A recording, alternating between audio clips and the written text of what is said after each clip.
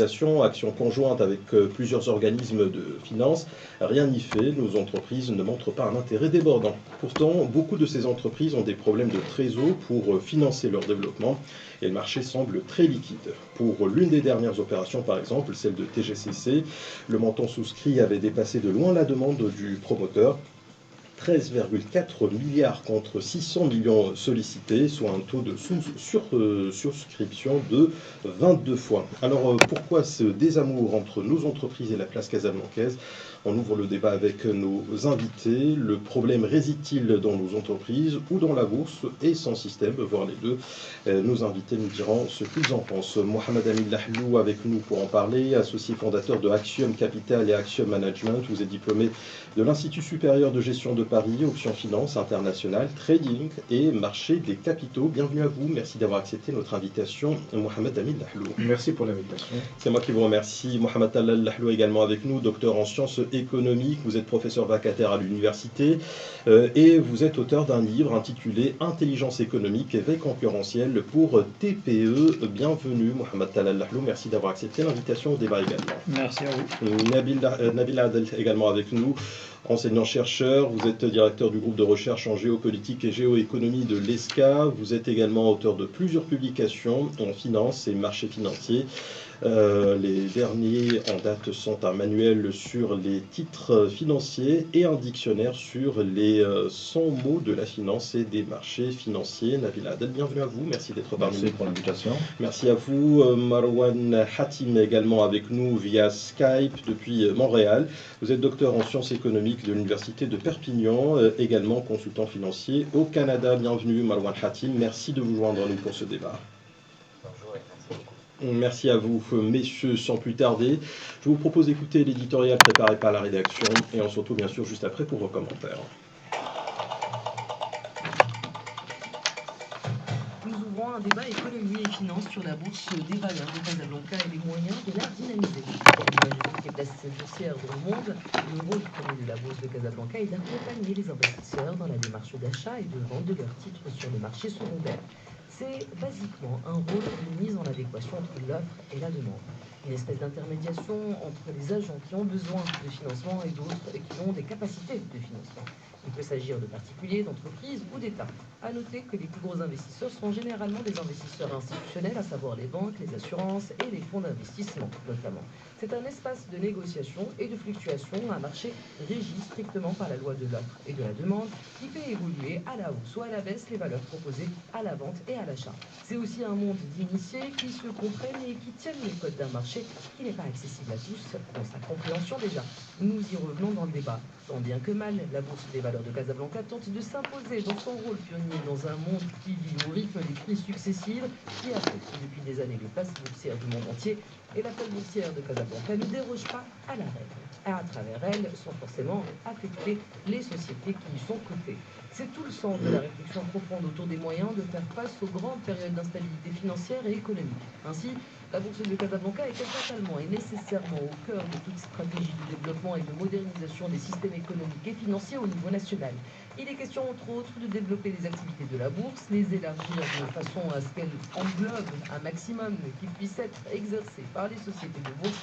Il est question aussi de continuellement étudier en vue de mesurer et éventuellement anticiper sur les risques qui menacent la stabilité des marchés dans le but de prendre les mesures qui permettent au mieux de protéger l'épargne investie en instruments financiers notamment. En gros, faire que les chocs qui se présentent et ceux qui risquent de se présenter n'impactent pas systématiquement ni durablement l'efficience de la bourse de Casablanca. Comment se porte la bourse des valeurs de Casablanca dans un contexte de crise mondiale? Dans quelle mesure et à quel degré a-t-elle été impactée et dans quelle mesure a-t-elle réussi à faire face? Enfin, quels moyens sont à réfléchir, sont à mettre en place afin de dynamiser la bourse de Casablanca et d'en renforcer l'efficience? C'est le débat que nous ouvrons avec nos invités cet après-midi dans Avec ou sans parure. Avec ou sans parure. Le débat est ouvert. Nabil Adel, je rappelle que vous êtes enseignant, chercheur, première réaction à l'éditorial. Merci Mehdi. Alors il y a deux grandes remarques. Une première sur celle que vous avez avancée dans votre introduction et la deuxième sur l'édito. Alors quand vous dites que le marché marocain est très liquide, non, le marché marocain n'est pas liquide. C'est ça son problème. C'est que s'il était liquide, on n'aurait pas tous ces problèmes. Aujourd'hui, vous avez des entreprises qui ont 10-12% de leur capital qui est coté en bourse. Parfois, ça peut monter à 20-25%, grand maximum. Quand on parle de liquidité, ça veut dire la facilité avec laquelle on peut transformer ces titres en argent. Quand on veut les mettre à la vente ou à l'achat, la rapidité avec laquelle on peut le transformer en cash, c'est ça la liquidité. Or, aujourd'hui, vous avez des titres qui ne cotent pas sur plusieurs jours. Et que vous pouvez garder leur action sur une longue période. Alors maintenant, ce que vous avez dit, c'est qu'il y a une demande. Voilà. Il y a ça. une demande C'est sur du nouveau papier. Et je donnais l'exemple tout à l'heure de TGCC. Oui, effectivement. Voilà, là, il y avait une surdemande. Il y a une demande. Et donc, il y a la beaucoup de liquidité demandes. qui est surabondante. Il y a beaucoup de demandes. 22 fois le prix demandé. En fait, alors il faut distinguer la liquidité au niveau de l'économie et la liquidité au niveau du marché financier. Là, je parlais de l'économie. Voilà, alors il y a de la demande pour du nouveau papier. Aujourd'hui, la bourse a soif. Malheureusement, il n'y a pas suffisamment d'offres. C'est pour ça que souvent on peut assister à des valorisations relativement élevées par rapport à la valeur intrinsèque de l'entreprise, parce qu'il y a un décalage entre la liquidité qu'on a en dehors du marché qui peut aller vers la bourse et ce que valent ces entreprises réellement. Et donc aujourd'hui, nous avons effectivement un problème de liquidité. C'est ce qui fait que la bourse marocaine n'est pas une bourse qui est très dynamique. Donc, plus le montant du capital, ce qu'on appelle le flottant, c'est-à-dire le montant en bourse, plus il est important, plus vous avez une bourse dynamique. Or, même les entreprises qui sont cotées en bourse, il y a un réflexe assez conservateur qui fait que nous avons essayé de rester dans le confort entre soi et ne pas mettre beaucoup d'argent, beaucoup de pourcentage du capital sur la bourse. Maintenant, la bourse remplit d'autres fonctions. Alors, c'est effectivement un moyen de financer l'investissement. C'est au lieu de passer par le système bancaire, vous passez directement par les investisseurs. Et donc, la bourse, il n'y a pas que les actions. Il n'y a pas que les titres de propriété, aussi les titres de dette. Vous pouvez vous endetter via la bourse en passant directement à un appel à une émission obligataire et solliciter directement les investisseurs au lieu de passer par la bourse, par le canal bancaire, excusez-moi. C'est un marché des entreprises. C'est là où se vendent et s'achètent les entreprises. Quand on veut transférer de la propriété, c'est le marché à travers lequel on passe. Et c'est un marché de valorisation des actifs. C'est qu'aujourd'hui, on peut à tout moment savoir quelle est la valeur de Maroc Télécom, quelle est la valeur de Tijara Faban, quelle est la valeur d'une société cotée. La quatrième fonction qui intéresse beaucoup les économistes quand la bourse est un marché qui est développé et mature, c'est que ça donne un signal de l'acceptation des politiques publiques par les investisseurs. Ça veut dire que quand vous annoncez une mesure publique de hausse de taux directeur, d'une politique budgétaire, d'une politique monétaire, la bourse réagit immédiatement, positivement ou négativement. Et donc ça vous donne, aux décideurs publics le pouls du marché. Où est-ce qu'il va? Est-ce qu'il apprécie la politique ou pas? Alors, ça ne veut pas dire que le marché a raison. Comme on dit, les marchés ont toujours raison, mais ils n'ont pas raison tous les jours. Ça veut dire que un décideur public peut aller à l'encontre du marché financier quand il estime qu'il est dans le juste. Mais cela dit, ces quatre fonctions permettent à un marché financier de fonctionner normalement. Alors, quand on voit chez nous, bon, on va dire à part une fonction de valorisation des actifs, et encore, les trois autres fonctions ne sont pas remplies. Et donc, 3 fonctions sur 4 ne sont pas remplies au Maroc. Très bien. Mohamed Amin Lahlou, associé fondateur de Action Capital. Alors, effectivement, je rejoins ce qu'a dit mon collègue. Je vais revenir un petit peu à une étude qui a été faite par la PSB il n'y a pas très très longtemps. Et donc, ils ont mené une réflexion, effectivement, sur la dynamique du marché boursier. Alors, ils ont décelé énormément de points, mais 4 points sont prioritaires. Alors, premier point, effectivement, la liquidité, sachant qu'aujourd'hui, le Maroc, il a été rétrogradé en MICI frontière. Avant, on était sur de l'émergence, donc ça dénote un petit peu de la liquidité de notre marché. Bon, bien entendu, la fiscalité pour encourager les investisseurs privés et en même temps les promoteurs et les émetteurs, quand il s'agit d'une transmission d'entreprise, etc. Une mesure a été faite et réalisée sur le POA avec un plafond qui a été relevé à 2 millions de dirhams, donc ça a été accueilli favorablement. Bon, bien entendu, le market making, Comme pour le cas du marché obligataire aujourd'hui, on a des investisseurs en valeur du trésor. Donc c'est comme, par exemple, une certification ou un agrément d'une banque pour faire du market making sur les banques du trésor. Et bien entendu, la loi sur le prêt-emprunt de titres, ça fait bien longtemps qu'on en parle.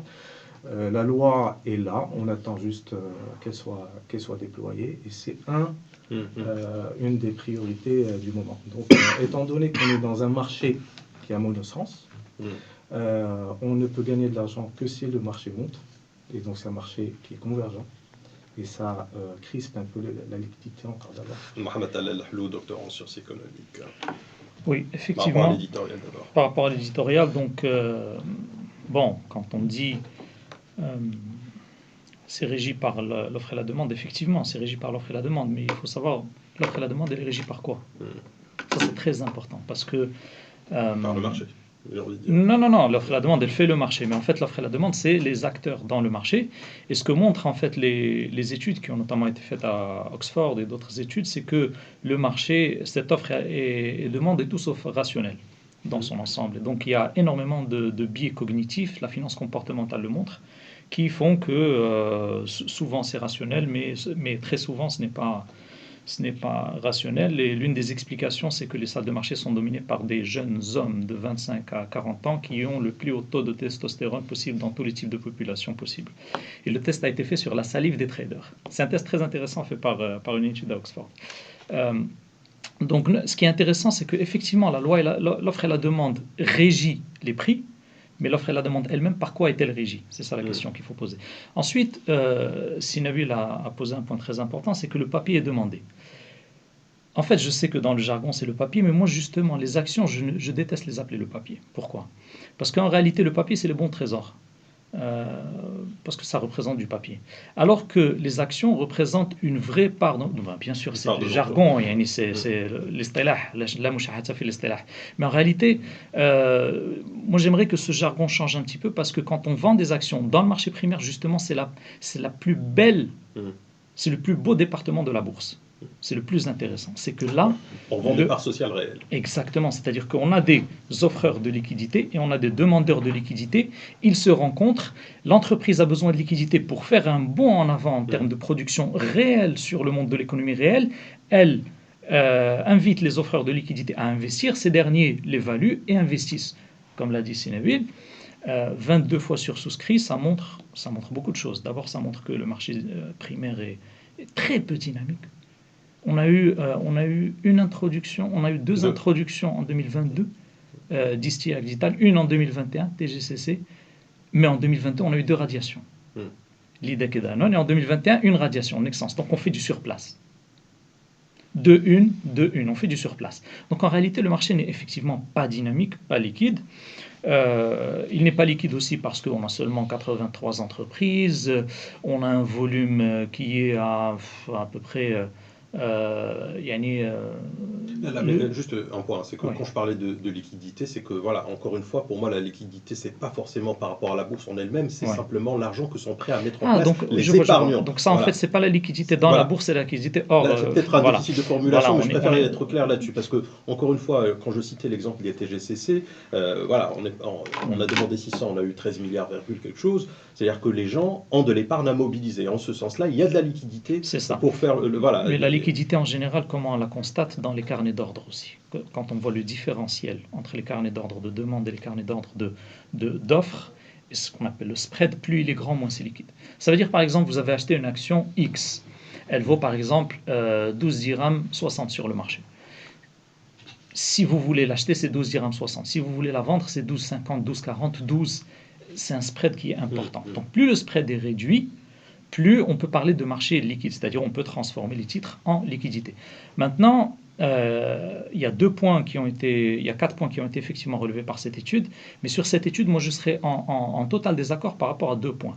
D'ailleurs que j'ai relaté justement dans ma thèse, c'est la question de la vente à découvert et des traders qui gagnent à la baisse. Et ça, foncièrement, c'est quelque chose qui nous a sauvés. C'est la même chose. La vente à C'est ça, découvert c'est ça. les traders qui Exactement, ça c'est voilà. les gens et ça c'est l'opération. Les opérateurs, c'est les traders et C'est ça. ceux qui gagnent à la baisse, c'est les traders qui sont spécialisés dans la vente à découvert. Et ça, c'est l'une des choses qui nous a sauvés en 2008 et qui a sauvé pas mal de bourses qui ne l'avaient pas en 2008. Pourquoi, à votre avis, quand on a eu la crise de 2008, les autorités des marchés financiers ont interdit de faire la vente à découvert sur un certain nombre d'institutions, à la tête desquelles, devinez qui? Les banques. Pourquoi? Parce que vendre à découvert, c'est tirer une balle dans le pied de quelqu'un qui n'a déjà qu'un seul pied, tout simplement. Je décris très simplement le mécanisme. Goldman Sachs en 2008 en 2013 était conseiller de la Grèce et en même temps tradait contre la dette de la Grèce. Quand vous vendez à découvert une action, imaginons que vous avez une entreprise, par exemple, elle a un besoin de liquidité, 10 millions de dirhams pour financer sa trésorerie, et ce n'est même pas des investissements. Donc elle a un horizon de liquidité de 1-2 mois. Elle a besoin de 10 millions de dirhams ou 20 millions de dirhams de liquidité de nouveau. Ce qu'elle va faire, c'est qu'elle va aller emprunter. Sauf que si les traders, parce que le trading c'est la psychologie de la foule, et c'est ce qu'a appelé George Soros l'analyse autoréflexive, l'analyse reflexivity, et Orléans qui l'a appelé l'analyse autoréférencée, les économistes néo-keynésiens aussi. De manière générale, ce qui importe dans la bourse, comme l'a dit Keynes, ce n'est pas les fondamentaux, c'est ce que pensent les traders.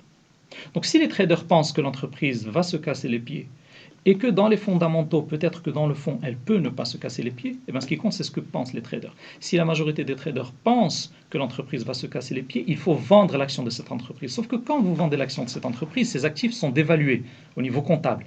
Quand ces actifs sont dévalués, ce sont ses collatéraux, ce qu'elle peut hypothéquer pour emprunter. Et du coup, pour emprunter, elle aura besoin d'un taux d'intérêt plus élevé. Donc en fait, c'est quelqu'un qui n'a qu'un seul pied et vous lui tirez une balle dans le pied quand vous faites la vente à découvert. Marwan Hatim, économiste qu'on reçoit via Skype depuis Montréal. Votre commentaire également par rapport à l'éditorial avant d'entamer le débat. Oui, merci.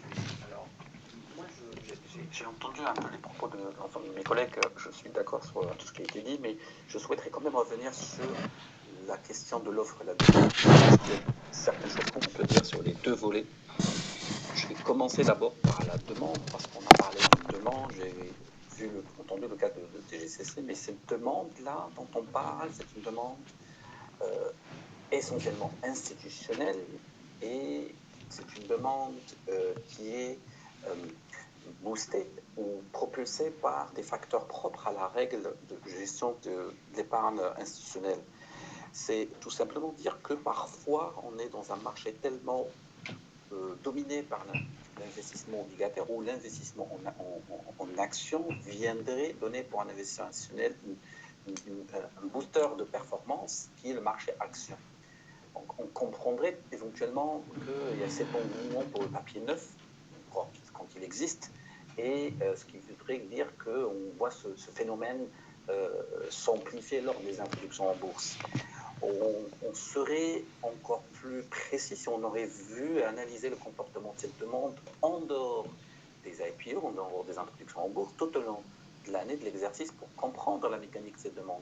La demande, elle est essentiellement institutionnelle, mais est-ce qu'on a une possibilité d'aller chercher une autre demande de façon peut-être même directe, parce qu'on sait que par le biais des OPCVM, c'est l'épargne des ménages qu'on peut aussi, au-delà des institutionnels qui sont compagnies d'assurance et caisses de retraite, est-ce qu'on peut aller chercher à mobiliser cette épargne des ménages directs et la canaliser, l'orienter aussi vers la bourse. Tout cela me ramène à l'idée de dire que peut-être la problématique est encore plus profonde, qui serait celle d'analyser aussi la culture de l'épargne, aussi est-ce que c'est une culture de l'épargne, est-ce qu'elle n'a pas un rôle dans la dynamique de la bourse, est-ce que la culture de l'épargne est bien diffuse, est-ce qu'une culture de l'épargne elle est orientée aussi marché boursier ou marché financier, quel est le niveau d'ancrage de cette épargne boursière chez les ménages marocains. Ça, c'est la première des choses. Si je reviens aussi à la question de l'offre, bien évidemment, si on parle de 2 IPO, oui, c'est pas assez, ça c'est clair. Je pense que cette problématique est très ancienne sur le marché marocain depuis un certain moment. Je pense que c'est rarement on a pu toucher les 10 IPO par année. Et d'où la question de cette dynamique de mobilisation du papier neuf, comme on disait. Je pense que la bourse de Casablanca a investi beaucoup d'efforts dans ce volet-là. Mais là aussi, la question est de dire qu'est-ce qui entrave l'accès à la bourse? Est-ce que ce n'est pas une question aussi de culture aussi? Culture de s'ouvrir son capital. Je parle essentiellement de l'entreprise familiale parce qu'elle constitue la majeure partie du tissu productif au Maroc. Et là, il y a une question qu'il va falloir peut-être poser. Comment on peut arriver à aller un peu plus loin que ce qu'on voit aujourd'hui? Il y a un débat là-dessus et je pense que revenir sur ces deux côtés fondamentaux, que ce soit au niveau de l'offre et la demande, semble assez important pour pouvoir bien comprendre où est-ce qu'on peut remédier à la situation. Mohamed Amin Lahlou, associé fondateur de Action Capital, peut-être d'une manière très terre-à-terre et très simple, pour vous, autant que spécialiste, autant que fin connaisseur, on va dire, du marché financier, marché boursier, quand on voit un petit peu les chiffres, quand on voit les introductions, on parlait tout à l'heure d'IPO, comment vous expliquez ce désamour? Est-ce que par exemple c'est une question de confiance, les gens ne font pas confiance? Est-ce que par exemple c'est une question de culture? Ça a été dit, je pense par Marwan Hatim, parce que il n'y a pas encore forcément cette culture d'ouvrir les comptes et d'avoir forcément la transparence nécessaire.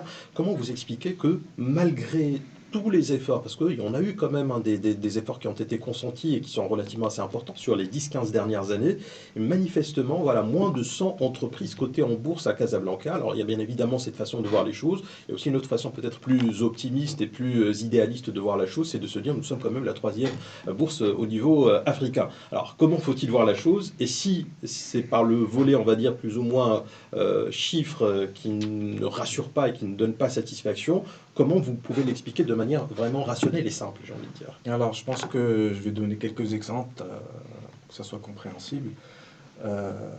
Mon collègue tout à l'heure a parlé des deux jambes, offre et demande. Effectivement, il faut comprendre les sources de ces demandes et les sources de ces offres-là.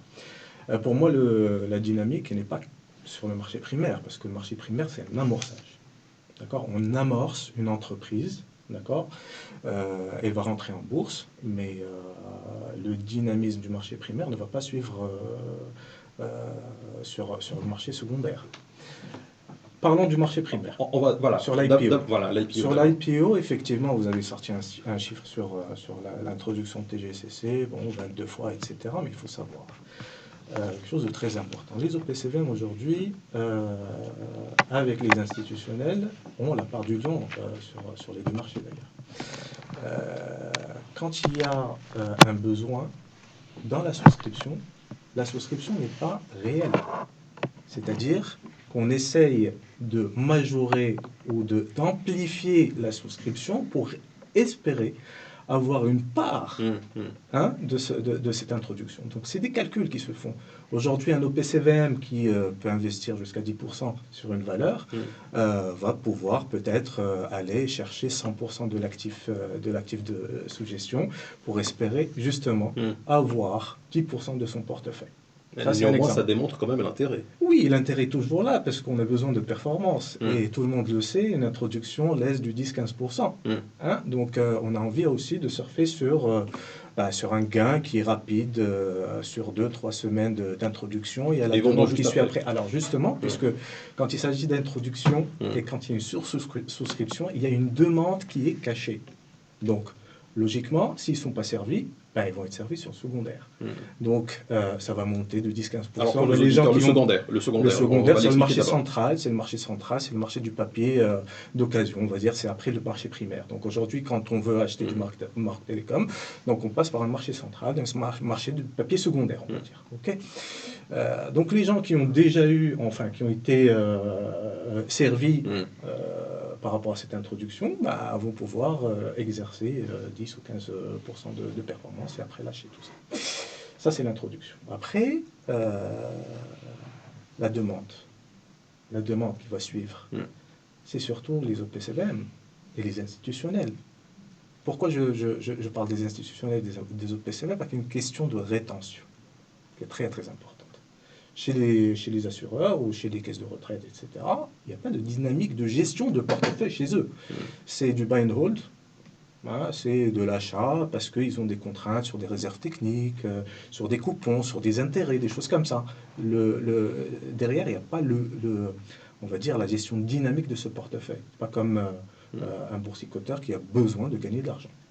D'accord ? Alors l'offre. L'offre, c'est très très problématique. Il faut un écosystème. Alors on a parlé depuis tout à l'heure de choses négatives, mais il y a des choses très très positives. Le marché marocain, c'est un marché qui est solide, qui a une certaine capitalisation qui est assez bonne, mais très concentré. Voilà. Vous dites très concentré, c'est-à-dire très- 3-4 valeurs qui font Très pratiquement le concentré, marché. exactement. Statistiquement, on a autour de 3-4 valeurs qui font plus de 50% du volume quotidien Maroc moyen. Télécom, Tijari, Voilà. etc. Et donc, il y a les indices aussi. Donc, il faut aller zoomer sur les indices. Parce que toute la planète OPCVM au Maroc sont indexés sur le MASI. Et donc, pour une gestion, on va dire, benchmarkée, il faut suivre l'indice. Si tu as Maroc Télécom qui représente 15%, et tu as une Tijari qui représente 18%, le gérant, il est obligé de suivre. Il est obligé, parce que si le marché s'envole à la hausse, il fallait qu'il soit ancré à cet indice. Donc, le poids de ces valeurs dans l'indice joue aussi très, très fortement. Papier neuf, il faut tout un écosystème derrière. On parle de private equity, par exemple. Les private equity, c'est un sourceur d'entreprise. Donc, ils vont aller chercher des pépites, ils vont les gérer jusqu'à ce que cette entreprise soit, on va dire, entre guillemets, IPO-able. Et comme ce qui a été le cas pour Agdital, c'était un capital risqueur qui avait investi en Méditerranée. Voilà, et qui, tout de suite après, c'est devenu une société avec une certaine histoire, etc. Donc, D'ailleurs, ils se sont retirés, enfin, une partie. une partie, voilà, justement. Donc là, il y a aussi d'autres sujets. Les 200 millions de dirhams. Il y a aussi d'autres sujets, donc les players, les banques d'affaires, l'analyse financière qui est faite par les bureaux de recherche. Il y a toute une panoplie de points qu'il faut fine-tuner à chaque fois pour que ce marché-là soit dynamique. Mohamed Al-Ahlou, sur les irritants et sur justement ce manque d'attractivité de la bourse casablancaise et aussi cette question que vous avez soulevée d'emblée, c'est-à-dire qu'est-ce qui détermine l'offre et la demande? Ok, alors quand on a un marché bancaire qui est largement plus puissant que le marché boursier, déjà ça montre que on renvoie l'épargne vers un certain marché. Donc, par exemple, le bilan de l'année boursière 2022 est un bilan à peu près moins 19%, alors que le bilan de l'année bancaire 2022 est un bilan qui est positif. Donc, qu'est-ce que ça veut dire? Ça veut dire que on laisse un grand choix aux investisseurs. Et vu que les banques, c'est ce fameux marché du Frankenstein de l'économie qui est l'intérêt, c'est-à-dire un rendement sans risque, eh bien, ça vous fait une sorte de captation d'une rente qui ne devrait pas être captée dans ce marché, qui devrait aussi aller dans un marché qui est plus proche de l'économie réelle, comme celui de la bourse et surtout celui du marché primaire. Les bons du Trésor en 2022, hausse de 74,4%. C'est énorme. C'est tout simplement énorme. Alors que la bourse, elle baisse de 19%. Pourquoi? Parce que quand l'économie va mal, au lieu que, comme dans un système juste, tout le monde paye un petit peu, les pots cassés se partagent, eh bien non, on va avoir un côté des investisseurs, qui est l'investisseur obligataire, qui va aller très très bien. Pourquoi? Parce qu'il a un rendement garanti et qu'il travaille sur un produit qui est économiquement irrationnel. Ensuite, on a peu de diversité. Par exemple, moi je me rappelle l'émission de 2018 des Sukuk, elle a aussi été sursouscrite. Le marché des Sukuk, qui sont des certificats d'investissement, depuis zéro émission. Donc, le cœur du problème, il est lié à des choses comme ça, il est aussi lié à des choses qui sont un petit peu structurelles. Faible volume de transactions, on a des frictions. Faible profondeur du marché, pas très très liquide.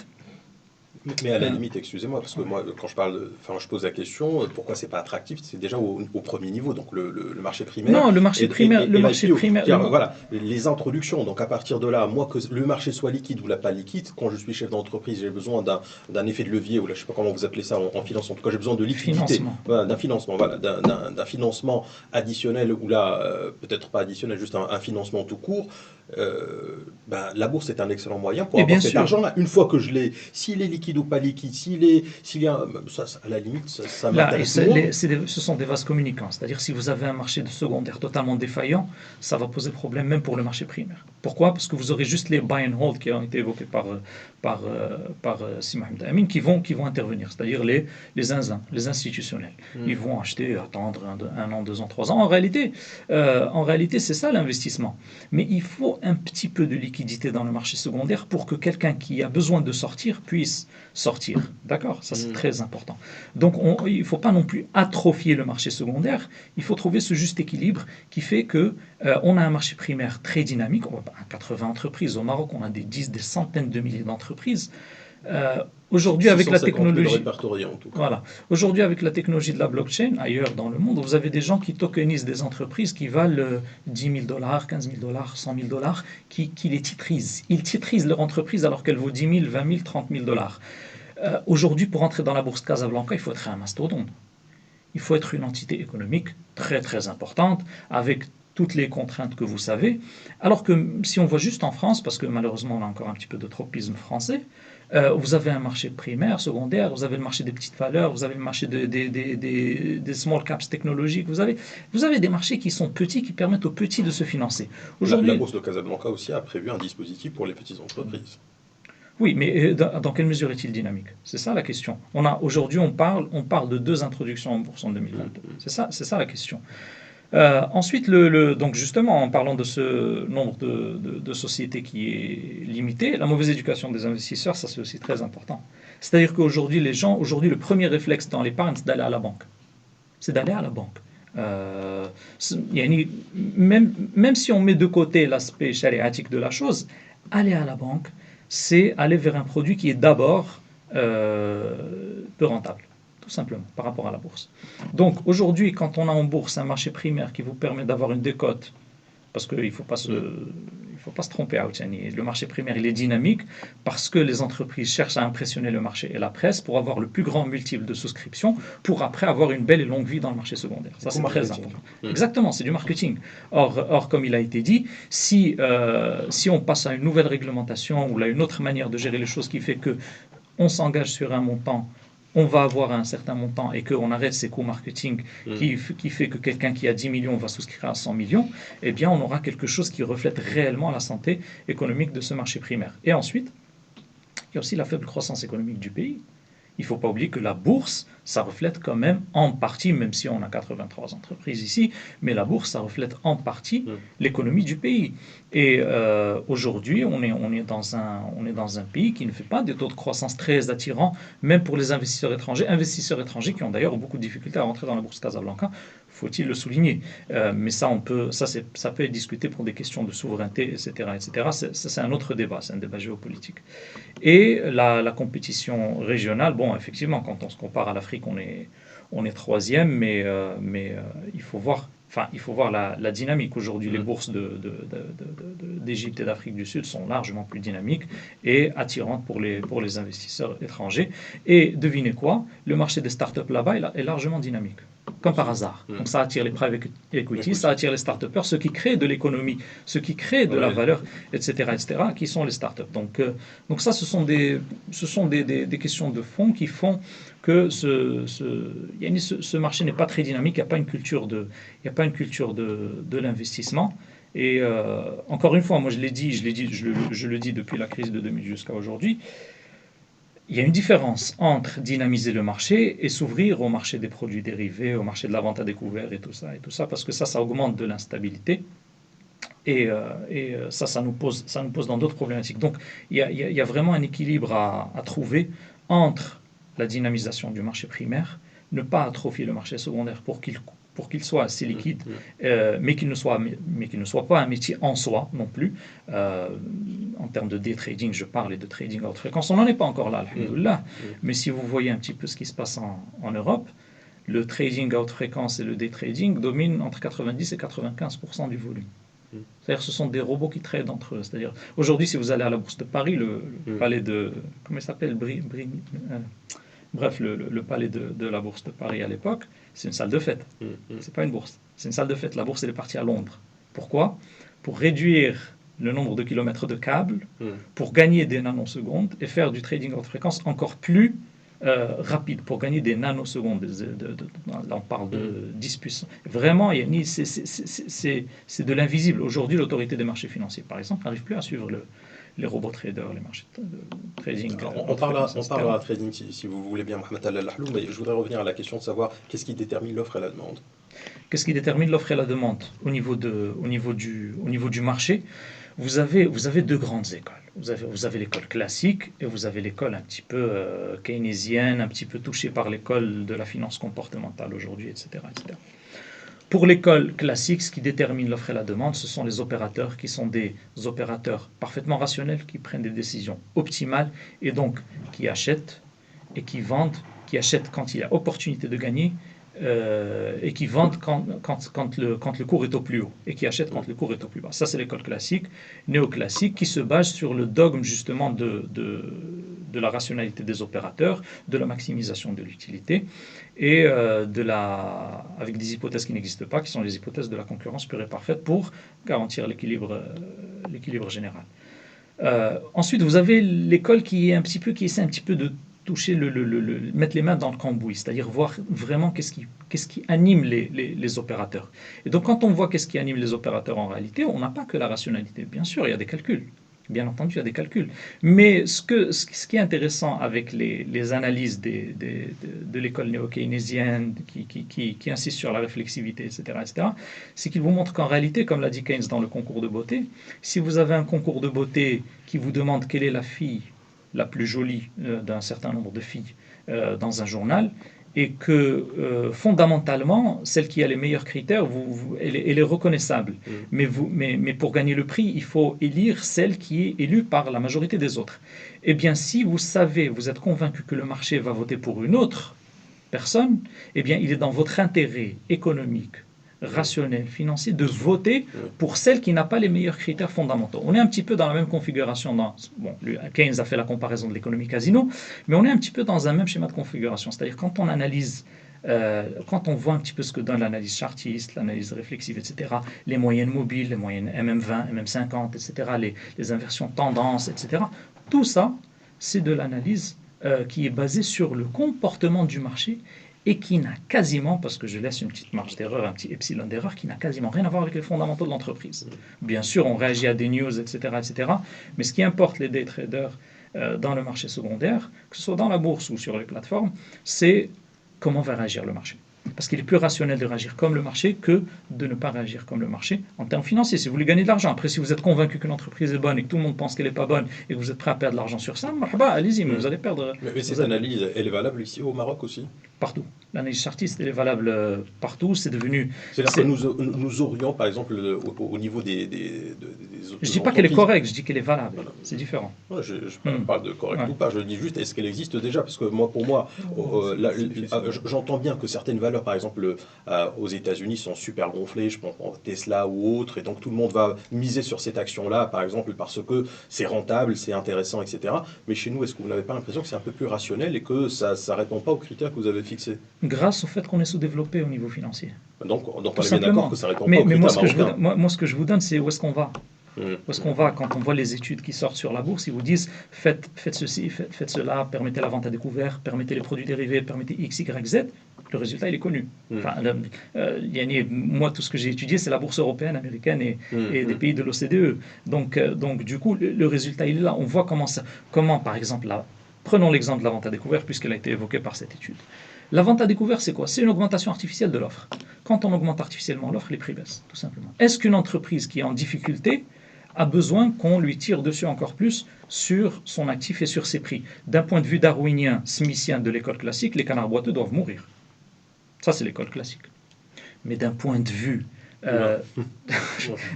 humain et un petit peu fondamental parfois, est-ce qu'on a besoin de lui tirer dessus? Parce que si on sait qu'on va gagner de l'argent en tirant sur quelqu'un, c'est grave. C'est pour ça que c'est interdit en islam d'ailleurs. Là, c'est bien Mélissa. Nabila, vous voulez réagir? Non, juste pour répondre d'abord à votre question, qu'est-ce qui fait l'offre et la demande sur un marché? En fait, la question, c'est ce qui fait les prix demandés, les prix offerts sur un marché. C'est ça le plus important. Alors, rapidement, vous avez, quand on veut acheter une action, ou n'importe quel titre financier, vous avez le prix est déterminé par les profits futurs que va générer cet instrument, corrigé par le risque de ces produits financiers, de ces profits. Si les profits sont élevés, mais que le risque de les avoir est aussi élevé, donc les prix vont être élevés. Et ainsi de suite. Et on croise entre le risque et les profits de ces instruments financiers. Donc ça, c'est au moment où j'achète, ou au moment où je vends. Donc, pour moi, si j'achète Maroc Télécom, c'est parce que j'escompte faire que Maroc Télécom va distribuer des dividendes élevés dans le futur, ou quand je vais la vendre à un certain prix. Mais il y a toujours le facteur risque. Je corrige. Par exemple, si j'achète une start-up technologique, c'est pas comme j'achète Cosumar. Cosumar, c'est stable, tout le monde va manger du sucre, ça va progresser au rythme de la croissance démographique, mais au moins, je suis sûr de récupérer quelque chose. La start-up, je peux gagner beaucoup, comme je peux tout perdre. Et donc, dans ce cas, le prix que je vais demander à la start-up sera beaucoup plus élevé que ce que je vais demander à Cosumar, même si la valeur du profit lui-même est la même. Maintenant, qu'est-ce qui fait, ça c'est le prix, mais qu'est-ce qui fait varier ces prix? Pourquoi des prix augmentent ou des prix baissent? C'est en fonction de l'information que j'ai sur cet actif. Plus j'ai de l'information positive, plus je vais vouloir acheter plus j'ai de l'information négative, plus je vais vouloir acheter moins. Et qui donne ce genre d'information? Pardon? Qui donne ce genre Ben voilà, d'information? c'est la presse, c'est les analystes, c'est l'entreprise elle-même qui communique via des rapports annuels, des publications légales et ainsi de suite. Alors maintenant, là où intervient l'analyse keynésienne, ce que disait c'est tout à l'heure, c'est que souvent, moi, quand je vais acheter, n'ayant pas la connaissance financière nécessaire pour évaluer le niveau de profit, le niveau de risque, l'actualisation et tout, je vais essayer de deviner en fonction de l'opinion moyenne, comme disait Keynes sur le concours de beauté, il disait, on va dans un système où l'opinion moyenne va essayer de deviner ce que sera la moyenne des opinions. Je ne vais pas choisir la fille la plus belle en fonction de mes préférences à moi, mais en fonction de ce que je pense que les autres vont penser que c'est la fille la plus belle. Et c'est la même chose pour les actions. D'ailleurs, aujourd'hui, même, vous le remarquez, ce qui existe. Quand vous allez en bourse acheter parce que un cousin ou bien l'agent, le banquier vous dit, ah tiens, ça c'est une bonne valeur. Mais si on vous donne les comptes pour analyser, vous serez incapable d'analyser. Et donc vous allez toujours suivre ce mouvement moutonnier où on va essayer de vous orienter plus ou moins. Et c'est là où intervient le niveau d'information. Et c'est pour ça que l'information frauduleuse ou l'information mensongère est lourdement sanctionnée. Et donc, plus le marché réagit aux informations, plus c'est un marché qui dit efficient. C'est quand j'achète en fonction uniquement de la probabilité de profit et du risque, et quand la valeur de l'action réagit aux informations que je reçois sur ce titre immédiatement, plus le marché tend vers l'efficience. Et moins on a ça, moins le marché tend vers l'efficience. Mais notre marché ne réagit pas. Non, notre marché ne réagit rien du tout. Mais sérieusement. Je vous parle très sérieusement. Mais comment vous expliquez ça? Excusez-moi, alors là. Parce que d'abord, vous n'avez pas un grand flottant. Ceux qui contrôlent ce qui est en bourse, c'est connu. C'est quelques OPCVM, quelques compagnies d'assurance. Et le petit porteur, d'ailleurs, il y a un dirigeant d'une grande compagnie d'assurance qui a dit le marché est assaini parce qu'il n'y a plus de petits porteurs. Alors ça, c'est une énormité économique, parce que c'est le petit porteur qui fait le trading au jour le jour. Oui. Les OPCVM et les institutions, c'est les zinzins, c'est du buy and hold. J'achète et je garde. Celui qui fait le marché au jour le jour, c'est le petit porteur qui va vendre ses comptes actions, 100 actions, parce qu'il a, il veut, on est au mois de juillet, il veut passer des vacances, il dit que le cours a atteint le maximum, donc c'est le moment de vendre et d'aller acheter un voyage en Turquie ou bien d'aller financer un PC pour mon enfant. Donc c'est vraiment sur de petites quantités. Mais il y a la haute fréquence. Il y a beaucoup de gens qui font comme ça. Mais les zinzins, qu'est-ce qu'ils vont faire? Ils vont acheter de grandes quantités, ils vont les garder en fonction de leur politique de placement. Donc au Maroc, d'abord, la qualité de la communication financière tend vers zéro pour ne pas dire zéro. Parce que quand on voit le niveau de communiqué... Mais une obligation de communication financière attention, à laquelle on ne peut pas se soustraire. Non, attendez. Publier un bilan et un CP, c'est pas ça la communication financière. Ça, c'est de l'information financière. D'accord. Vous informez le marché, voilà combien j'ai gagné, voilà combien j'ai perdu. Maintenant, je vais vous donner un simple exemple. Quand vous avez une page de communiqué de presse pour une entreprise cotée, et encore, la moitié, c'est pour dire que le conseil d'administration s'est réuni sous la présidence de M. Tarcampion pour examiner la situation, et bon, vous prenez un bon paragraphe qui ne veut rien dire, et le dernier paragraphe pour dire que le conseil d'administration félicite l'ensemble des collaborateurs et des agents et pour les résultats, ce qui reste comme communication financière, c'est comme analyse des chiffres qui sont publiés, c'est rien du tout. Vous prenez la même entreprise dans un autre pays, vous allez avoir au moins 10 à 15 pages dans le communiqué. Ok, dans le communiqué de presse. Alors, maintenant, quand vous prenez la qualité des rapports annuels, vous avez des entreprises qui sont cotées, qui ne publient presque plus de rapports annuels. Ou quand vous voulez avoir le rapport annuel, il faut vraiment aller chercher. Quand vous êtes dans d'autres pays, ce sont des rapports qui démarrent à 100-150 pages. Où vous avez le détail du détail du détail. Pourquoi ? Parce que au moment où on a voulu faire l'introduction en bourse, on vous a remis une notice d'information grosse comme ça. Le rapport annuel de l'exercice qui suit a subi une cure de jouvence et il est petit comme ça. Et on communique le strict minimum. Et ça, c'est par exemple l'autorité des marchés financiers. L'autorité, vous avez ce qui est obligatoire. Qui devrait peut-être pousser vers une... Alors justement, l'autorité aujourd'hui peine à pousser vers ça. L'autorité peine à pousser vers ça. Bon, pour plusieurs raisons. Il faut peut-être appeler quelqu'un de l'autorité pour lui poser la question. Ça, moi, je serais curieux de savoir. Ouais. Donc ça, c'est le premier élément. C'est que là, en matière de qualité de communication financière, pour que je puisse prendre une décision raisonnable sur l'investissement, est très faible au Maroc. Maintenant, vous avez aussi, et il faut balayer d'un revers... Excusez-moi, mais non, parce que vous avez quand même ce qu'on appelle les sociétés de bourse, qui vous donnent de l'information, qui sont censées en tout cas avoir l'information, parce que si elles ne l'ont pas, je veux dire, personne ne l'aura. Alors, vous avez raison. Alors, c'est quoi le problème des sociétés de bourse ? Alors d'abord, avec la crise boursière, parce que la société de bourse, de quoi elle se finance pour faire des analyses? Elle se finance des volumes, sur lesquels touche une commission pour financer la recherche. Quand parfois vous avez un volume sur tout le marché de 13 millions de dirhams ou 10 millions de dirhams, que doivent se partager 13 sociétés de bourse, franchement, il n'y a pas beaucoup d'argent à se partager. Tant et si bien que certaines banques ont réduit drastiquement leur département recherche. Les banques qui contrôlent les sociétés de bourse, entendons-nous bien, ils les ont affectés au réseau, ils les ont affectés à l'exploitation, parce que ça ne rapporte pas beaucoup de choses. Et deuxièmement, très peu de sociétés de bourse au Maroc couvrent toutes les actions. Vous avez des actions qu'on ne couvre presque pas. On va couvrir les 10-15 plus grosses actions, et puis c'est bon. Donc, ce qui fait qu'on va encore drainer de l'épargne vers ces sociétés. Aujourd'hui, ça c'est un vrai problème. Vous avez un deuxième problème.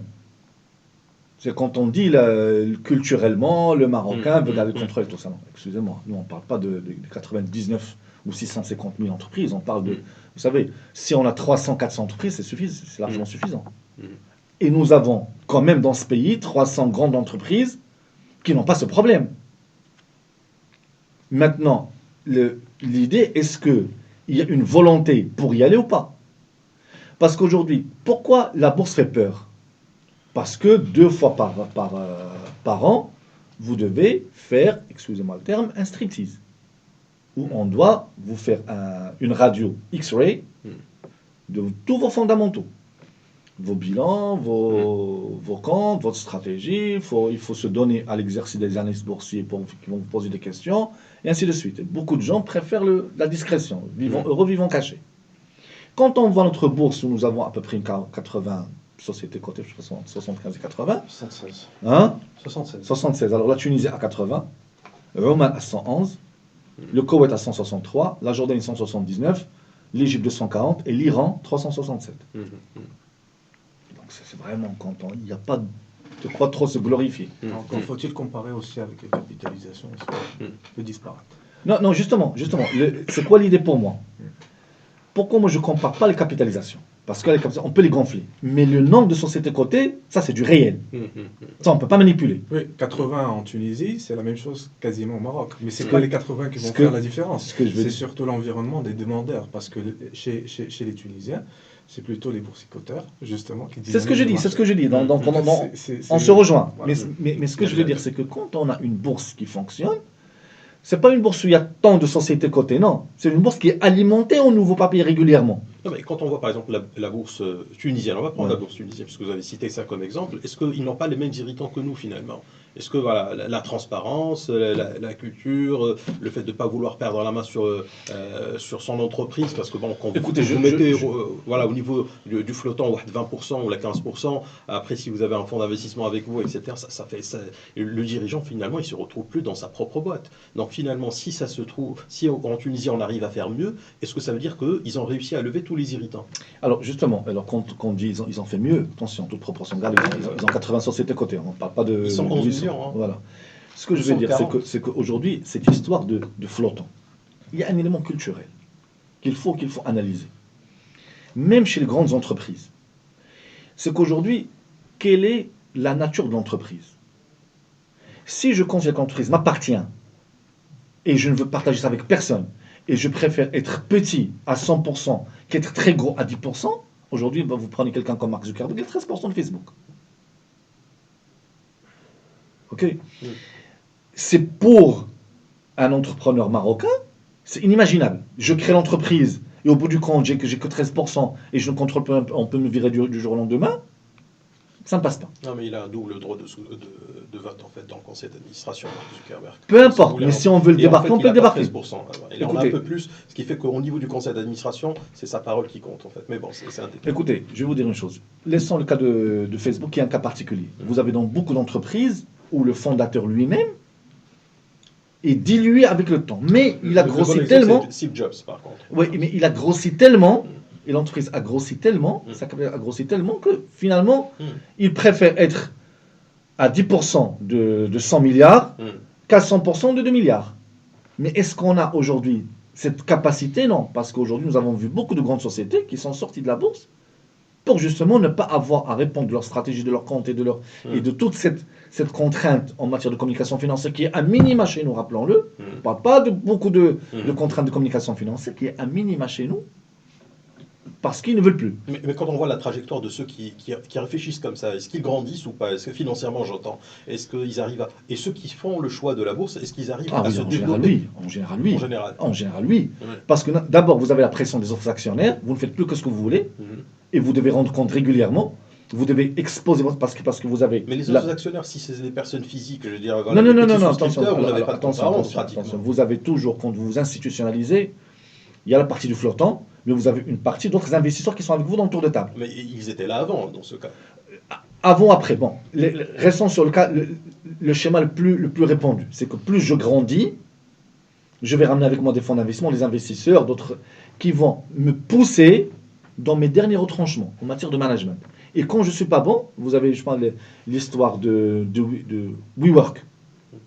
WeWork, la start-up qui avait atteint je ne sais pas combien de valorisation, 30 ou 40 milliards de dollars, son fondateur Adam Neumann, quand il a commencé à faire à délirer, on l'a débarqué. C'est vrai qu'il est parti avec un joli chèque de 1 milliard de dollars quand même, mais on l'a débarqué quand même, pour que l'entreprise soit gérée par des gens qu'on a estimé plus raisonnables.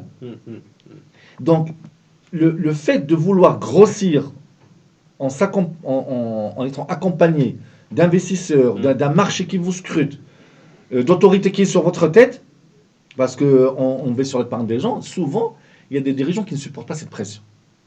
Ils préfèrent le confort d'entre-soi, même si j'ai deux ou trois investisseurs, mais je suis couvert. Vous voulez réagir, Marwan Hatim, qu'on reçoit via Skype depuis Montréal? Oui, alors, j'ai entendu les propos de mes collègues, beaucoup de choses très intéressantes qui ont été dites. Je voulais quand même revenir sur certaines choses qui me paraissent très importantes. J'ai entendu tout au début aller à la banque. Aujourd'hui, quand on va à la banque, on veut épargner parce que c'est le premier canal de collecte de l'épargne au Maroc. Est-ce qu'on va nous pousser le placement boursier, le placement en action, ou obligataire, du moins? Quel serait l'intérêt de la banque de vous pousser? Elle est là pour vous vendre elle est là pour vous vendre de l'argent. C'est son métier.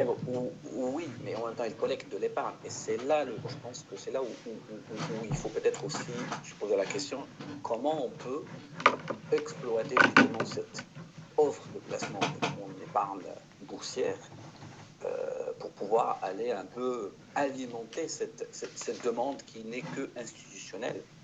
tout à l'heure, j'ai entendu mon collègue qui disait oui, c'est des petits porteurs qui achètent, vendent et boursicotent un petit peu parce qu'il a quelques besoins.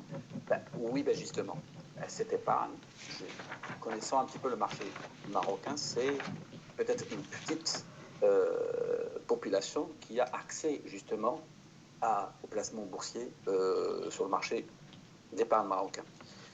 Au-delà de l'accès à une activité de bourse qui est limitaire, généralement à partir d'un certain seuil, on peut accéder à un trader ou un broker pour pouvoir parler de la dynamique du marché et avoir l'information.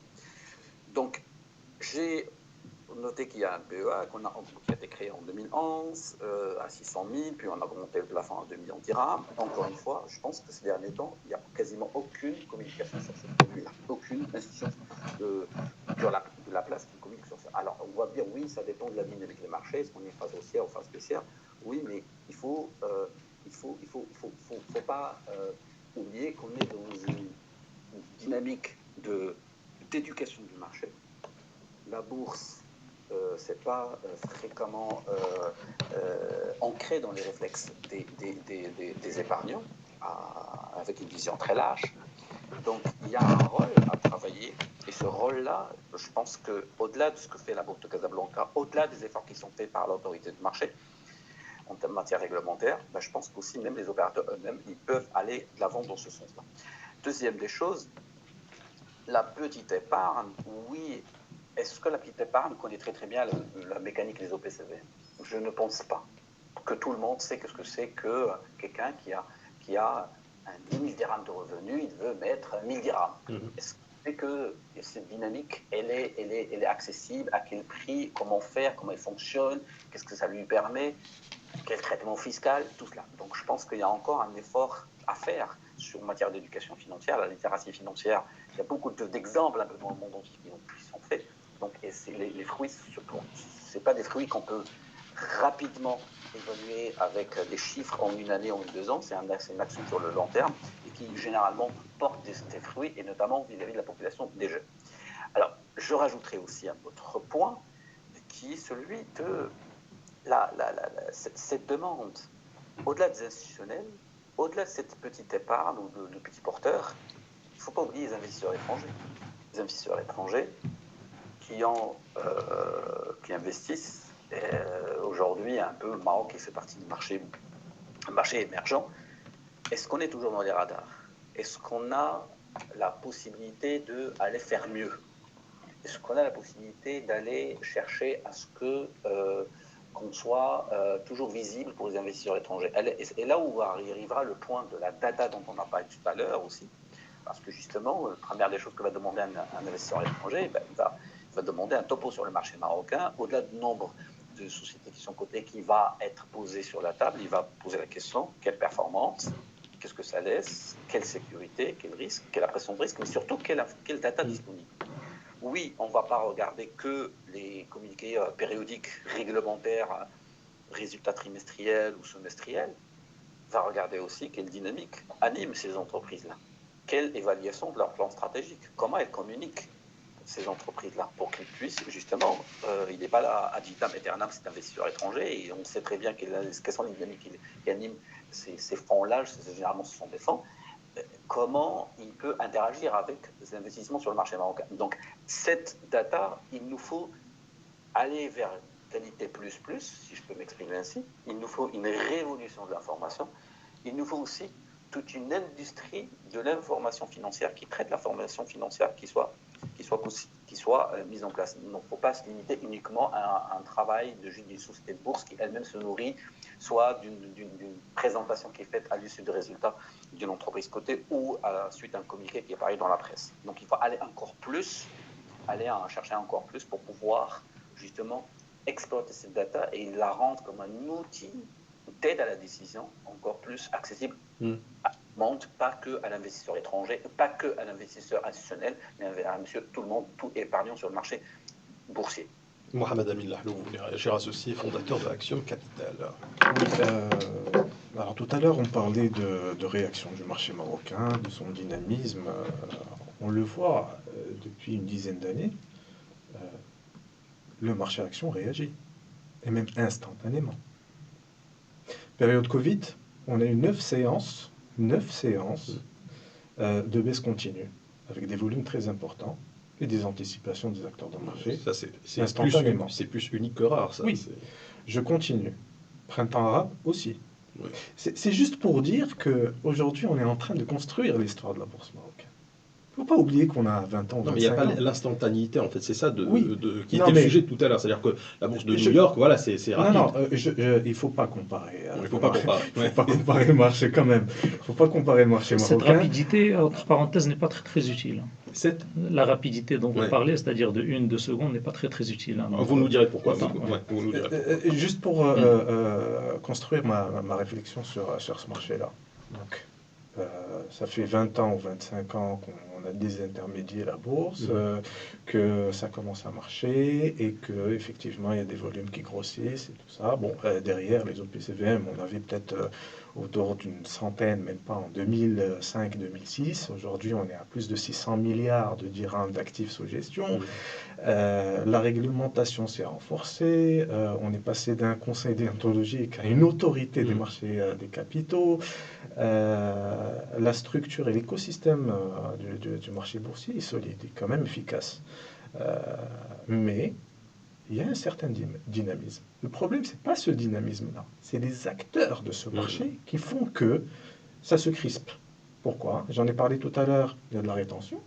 Hein, donc, en plus du flottant qui est très réduit, quand on veut acheter un titre, ben, on n'en trouve pas. Ou sinon, il faut payer voilà, le spread additionnel. On parle de marché des flux. Effectivement, c'est un marché des flux. Parce qu'il suffit de voir qu'il y a une souscription sur le marché, souscription au PCVM, et que le marché flambe instantanément. Pourquoi? Parce que il ne faut pas oublier aussi, il y a une comparaison entre un boursicoteur qui veut épargner à moyen et long terme, et on a des traders. Bon, les traders ne prennent pas de risques, c'est des intermédiaires. On n'a pas de vrais traders au Maroc. D'accord? Pour compte propre sur le marché action, il faut vraiment accepter tout. C'est pour ça que le marché obligataire est beaucoup plus profond. D'ailleurs, je voulais revenir tout à l'heure sur le marché obligataire. Le marché obligataire n'est pas un marché qui est sûr. Le marché obligataire aujourd'hui, les OPCV en tout cas, moi j'ai géré pendant 15 ans, je suis plus spécialisé sur le marché obligataire, mais aujourd'hui on peut rentrer sur le marché obligataire, on se casse, excusez-moi du terme, on se casse la gueule. D'ailleurs on l'a vu cette année, avec la forte inflation qui a eu lieu, d'ailleurs dans toutes les économies au monde, on a fait que, c'est pas que ça a augmenté, parce que on essaie aussi de communiquer avec les néophytes, hein, des gens qui ne sont pas spécialistes de ce marché-là. Quand on dit que c'est 71% d'augmentation sur le marché obligataire, c'est les taux qui augmentent. Mais ceux qui détenaient les obligations ont perdu de l'argent. D'accord? Pourquoi? Parce que c'est très simple, le prix d'une obligation, c'est l'actualisation des flux futurs. Donc quand tu as un taux directeur qui augmente, c'est toute la courbe des taux qui est touchée, et donc on a un prix qui baisse. Et donc ces investisseurs ont perdu beaucoup d'argent. D'accord? Donc tu as ce volet-là. Donc on a une réaction du marché, hein, qui commence, dans toutes les économies, ça commence par les taux directeurs et son inférence sur tous les actifs. Et bien ça touche le marché des actions. Obligatoirement. Pourquoi? Parce qu'on en parlait tout à l'heure, la valorisation d'une entreprise passe par le DCF, ce qu'on appelle DCF Discounted Cash Flow. C'est l'actualisation des flux futurs. Tu as un taux directeur qui augmente, on a un taux d'actualisation qui augmente, et tu as la valorisation des actifs qui baisse instantanément. C'est ce qu'on a vu d'ailleurs entre septembre et mars. Hein. C'est surtout les 3 hausses de taux directeurs qui ont fait que le marché boursier s'est cassé la gueule. On parlait de communication financière. On revient de très, très, très loin. Aujourd'hui, effectivement, on a un papier. Heureusement, aujourd'hui, on se retrouve avec des papiers. Avant, il y a 10 ans, on n'avait pas ça. Ou 15 ans, on n'avait pas ça. C'est-à-dire qu'une publication par an faisait la joie et le bonheur des acteurs du marché. Aujourd'hui, on a des publications trimestrielles, on a des obligations réglementaires des émetteurs et d'ailleurs même les OPCV aujourd'hui. On a on a une publication qui est officielle, on peut savoir quelle est la position de chaque OPCVM, de chaque SDG, etc., etc. On parlait aussi de valorisateurs, hein, c'est les banques d'affaires, qui sont peut-être conflictés aussi. Parce que pourquoi ils ne couvrent pas toutes les valeurs? Parce qu'ils sont conflictés. Une Tijeri ne peut pas défendre Tijeri. Elle ne peut pas défendre une offre assurance. C'est normal. Donc ils ne vont pas la couvrir. Donc vous allez trouver 3, 4, 5 bureaux de recherche c'est des bureaux de recherche de renom. On a CDG Capital, on a Tijeri Global Research, on a BMCE Capital Global Research, d'accord? C'est des boutiques de recherche qui sont respectables, d'accord? Qui sortent des notes de recherche. Maintenant, comme disait un des financiers, peut-être Soros, je ne me rappelle plus, au Buffett, je pense, il faut acheter des actifs qu'on comprend. Si on ne comprend pas un actif, il ne faut pas aller l'acheter. Encore faut-il avoir l'information. Il faut aller la chercher. C'est pour ça qu'il y a des spécialistes sur ce marché-là. C'est pour cette raison qu'on a des gérants, ou au PCVM, si on veut prendre le risque, une diversification, etc., etc. Mais on a de la gestion sous mandat. C'est ce qu'on fait d'ailleurs nous, par exemple, pour des patrimoniaux, pour des family office ou pour des personnes physiques. Quand ils ne sont pas spécialistes, ils donnent un mandat spécialiste, tout simplement. Peut-être que je me trompe, mais Warren Buffett, lorsqu'il parlait d'achat et de vente, il ne parlait pas d'action, il parlait d'investissement. Il disait n'investissez que dans les domaines que vous comprenez. Tous les actifs. Pas forcément la bourse. Mohamed Al-Halou, je vous laisse réagir, mais en même temps, vous avez posé tout à l'heure une interrogation par rapport justement à cette fluctuation qui n'est pas toujours ou qui ne serait pas toujours heureuse. Effectivement, je rebondis sur l'idée du prix Nobel de l'économie 1988, Maurice Allais, qui disait qu'au final, cette frénésie de trading durant la journée, de day trading, c'est pas quelque chose qui est foncièrement utile et il faudrait revenir à un système de fixing. Et curieusement, quand je suis allé en Malaisie qui est un pays qui a une population inférieure au Maroc et une économie qui pèse 4 fois celle du Maroc, j'ai fait un tour et une petite discussion avec le directeur de Boursa Malaysia. Il me disait que sur le département de commodities, ils avaient un produit qui est l'huile de palme, qui est justement celui qu'ils travaillent dans tout ce qui est bourse entre guillemets islamique, un petit peu laxiste au passage, mais quand même, ils font des efforts pour rendre un certain nombre de produits conformes à la charia. Et bien, il me disait que sur le marché de l'huile de palme, pas très conseillé d'un point de vue sanitaire apparemment, mais sur le marché de l'huile de palme, en tout cas parce qu'ils sont un gros producteur, ils avaient un marché qui est au fixing, c'est-à-dire qu'on rassemble les offres et les demandes des 24 heures et on fait la transaction à 11 heures. Et on sort avec un nouveau prix, tout simplement. Pourquoi? Parce qu'en réalité, ce qu'il faut comprendre dans mon propos, c'est que je fais une différence assez fine entre le boursicoteur ou le petit épargnant et le trader. Le trader, c'est quelqu'un qui perd son temps et son énergie à quelque chose qui est complètement inutile, c'est-à-dire faire des achats et des ventes toutes les 2-3 minutes, toutes les 2-3 secondes. Par contre, quand on a un petit épargnant, celui dont a parlé Sinabil, ou bien ceux qui demandent le conseil en gestion de patrimoine, là on a besoin effectivement d'un consultant qui va nous dire, écoute, là, investir sur le marché des matières premières après Corona, c'est intéressant, parce qu'il y a une flambée de matières premières, mais surtout n'allez pas sur le marché des services, par exemple, ou un autre marché, parce que c'est un marché qui va devenir risqué. Donc là, effectivement, on a besoin d'un conseiller, mais ça n'a rien à voir. Un trader, ce n'est pas un conseiller en gestion financière. Mais en quoi ça vous dérange? Non, parce que le trading, c'est foncièrement, ça me dérange, je vais vous dire pourquoi. Parce que le trading nous a créé un système en pyramide inversée qui fait que les gens les plus intelligents au monde, du moins d'un point de vue conceptuel et mathématique, s'orientent vers le métier qui est le plus rémunérateur au monde et qui produit zéro valeur ajoutée. Le trading produit zéro valeur ajoutée, c'est-à-dire que ce que gagnent les uns, c'est ce que perdent les autres, et c'est ce que les économistes financiers appellent zero-sum game, c'est-à-dire c'est un jeu à somme nulle. C'est un peu comme le casino, c'est un peu comme le tiercé, c'est-à-dire que si on fait la somme des day traders, vous avez entre 75 et 90% de perdants. Donc si on prend ce que gagnent les 10%, c'est grosso modo ce que perdent les 90%. Création de valeur à l'économie, zéro. L'objection que mettent les finances, pardon, Plus de volatilité. voire plus de volatilité. D'ailleurs, je voulais revenir à, parce que là, j'ai un tableau très intéressant que je me suis remémoré dans ma thèse et dans lequel je parle des qu'est-ce qui motive justement cette offre et cette demande. Chez les classiques et les néoclassiques, vous aurez grosso modo les anticipations rationnelles, les modèles des anticipations rationnelles, les prix passés, les tendances, l'interprétation des modèles mathématiques, etc. Alors que dans l'école plutôt keynésienne, néo-keynésienne, on est dans le mimétisme, on est dans l'anticipation des analyses des autres, on est dans les sensations, la psychologie de foule, etc., etc. Donc pour revenir à justement cette question de trading, on nous crée un système en pyramide inversée, c'est-à-dire où les plus intelligents vont vers le métier qui crée zéro valeur. Alors là, on a une objection des financiers qui est pas mal, qui est intéressante. Qui est exactement, bravo Alec, exactement, c'est ça. C'est-à-dire que l'objection qu'on nous pose, c'est que oui, mais les traders apportent de la liquidité. Ce que les conclusions qui ont été étudiées d'ailleurs dans les analyses financières des grands économistes, c'est qu'ils s'apportent de la liquidité entre eux. C'est-à-dire que pour que je puisse vendre, il faut qu'il y ait quelqu'un qui va acheter ailleurs avec un petit spread. Voilà. Par contre, tout ce qui est conseiller en gestion de patrimoine, tout ce qui est conseiller en gestion de fonds, tout ce qui est petit investissement, en général, Keynes l'a bien dit, grosso modo, l'investissement, c'est le long terme.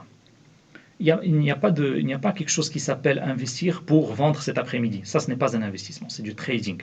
Et ce qui sert l'économie, c'est le fait qu'on ait un marché primaire dynamique, donc avec beaucoup d'introductions en bourse. Et l'une des choses d'ailleurs qui crispe cette bourse, c'est le fait que pour entrer en bourse, il faut énormément de paperasse. Alors moi sur cet aspect, je pense pour l'école autrichienne, qui est un petit peu libérale, sur ce point-là précis, c'est que laisser faire, laisser aller sur ce point. C'est-à-dire que si on laisse les gens s'introduire en bourse, on aura des conseillers en gestion qui vont se multiplier, qui vont les noter. Et donc si des conseillers en gestion les notent et qui se gourrent sur la première, la deuxième, la troisième, plus personne ne va les conseiller. C'est exactement ça le marché des capitaux. C'est ça, et c'est ce qu'on a eu. On a eu ce problème aux États-Unis avec la monnaie. Figurez-vous qu'au 19e siècle, on avait autant de dollars que de banques.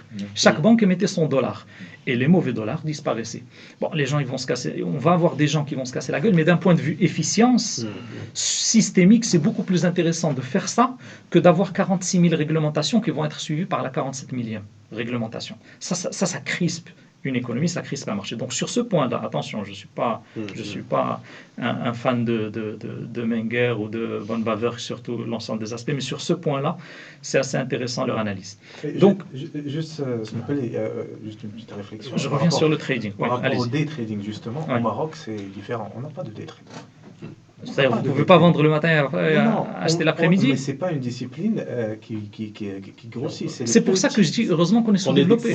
On est déconnecté de... c'est le marché. En fait, naturellement, on ne peut pas être des traders parce que les volumes ne sont pas gros. Les valeurs sur lesquelles on peut boursicoter ne sont pas. Voilà, on peut faire du Doha, des choses comme ça, oui. Mais ce n'est pas ça qui va faire la question par rapport au dynamisme. Voilà. De toute façon, on a toute ma thèse sur les marchés financiers, elle est d'ordre prospectif. C'est-à-dire, elle vous dit qu'est-ce qui peut se passer si vous allez dans cette direction. Vous voyez ce que je veux dire? C'est le but de toute thèse. Non, il y a des thèses qui analysent l'existant. Donc, du coup, dans ce monde-là qui nous crée un métier qui s'appelle trader, qui gagne $1 million, $2 millions, $10 millions par an. Ça, c'est le petit trader. Je vous donne ça, le petit trader. C'est Non, 10 millions de dollars, c'est des grands. Non, c'est des... Quoi? Non, j'ai des amis qui sont à Londres et à Paris. C'est des sommes, effectivement, qui sont existantes. Non, je ne parle pas de Wall Street, etc. Mais non. C'est des cas assez exceptionnels. Mais du coup, $1 million, $2 millions, $10 millions, c'est quelque chose d'assez commun. Donc, quand vous allez, je vais vous donner un modèle de base qui arrive dans les grandes écoles chaque année. Vous avez des gens qui viennent vous parler de l'orientation et de leur métier. Vous avez le médecin, vous avez l'ingénieur, vous avez l'agriculteur, vous avez le professeur, vous avez le chercheur qui viennent vous parler des métiers. Qu'est-ce qu'on va gagner? On va gagner 5 000, 10 000, 15 000, 20 000 par mois, 30 000 allez par mois en commençant. Et le trader, il vient, il vous miroite un métier dans lequel vous allez gagner 1 million, 2 millions, 10 millions par mois. Mais le petit gamin qui a 18 ans, ou 20 ans, ou 22 ans, qui est super intelligent en maths, même si c'est le plus grand humaniste du monde, il va vous dire, moi je vais aller faire le trading. Donc il finit où? Il finit à Paris 13, il finit dans les grandes écoles de modélisation financière carrière d'ingénieur, et ils vous appliquent Black and Scholes, qui est d'ailleurs une théorie qui a plein d'hypothèses qui ne marchent pas dans les marchés, et il finit trader. Et c'est eux la foule, c'est ceux-là, ces petits gamins intelligents qui deviennent traders et qui finissent pas souvent très très bien, et donc qui vous font ce marché. Et donc quand vous avez un système qui implicitement donne le plus gros salaire au métier le plus inutile, je vous laisse penser l'efficience du système. C'est un système biaisé. Il y a une imsous. On n'a pas du gain. Exactement. Donc du coup pour finaliser, la question de la réglementation, on l'a évoqué. L'obligataire, cher ami, c'est un marché sûr, mais je pars du primaire, bien entendu. C'est-à-dire que la dette, le Frankenstein de l'économie, les intérêts, les bas, c'est quelque chose qui, si vous donnez 100, vous recevez 110 sur un contrat, personne ne peut vous l'enlever. Et vous pouvez forcer au niveau judiciaire et vous pouvez forcer les héritiers. Et vous pouvez saisir financièrement et envoyer en faillite le créditeur. Donc la dette en tant que produit, sauf en cas de faillite, c'est l'iflas. Mais vous pouvez forcer les héritiers à attendre. La faillite, c'est un choix dans l'islam. Vous pouvez saisir... de la structure de l'oblig. Exactement. C'est-à-dire que vous pouvez choisir... Moi, je vous parle d'un point de vue charia, c'est-à-dire... Non, mais attention. Voilà. Donc du coup... vous êtes créancier chirographaire, en fait. Voilà, vous pouvez reporter sur les héritiers, il n'y a pas de problème. Donc du coup, la dette, ce Frankenstein de l'économie qui est le seul... Il n'existe aucun investissement, aucun commerce qui a un retour garanti. Il y a toujours un risque. Et d'ailleurs, Sinabil l'a bien évoqué, plus l'espérance de gain est importante, en finance, ça c'est une règle, plus le risque est important. Voilà, donc vous voulez Cosumar, vous voulez du 2, 3, 4, 5%, vous allez investir un gros montant pour récupérer du 2, 3, mais avec très peu de risque. Vous voulez une start-up, vous pouvez faire du plus 500%, mais vous pouvez tout perdre.